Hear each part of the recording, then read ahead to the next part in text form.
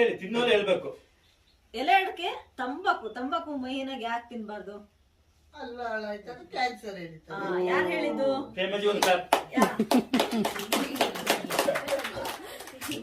ಯಾರು ಹೇಳಿದ್ದು? ನೀವೆಲ್ಲ ಹೇಳಿದ್ದು?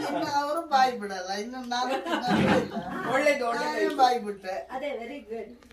ಸೊ ಎಲೆ ಅಡಿಕೆ ತಂಬಾಕು ಎಲ್ಲ ತಿಂತಾ ಇದ್ರೆ ನಿಧಾನವಾಗಿ ಏನಾಗುತ್ತೆ, ಕ್ಯಾನ್ಸರ್ ತಿರುಗ್ಬಿಡುತ್ತೆ.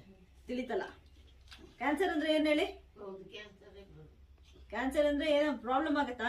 ಕ್ಯಾನ್ಸರ್ ಆದ್ರೆ ಪ್ರಾಬ್ಲಮ್ ಆಗತ್ತಲ್ಲ.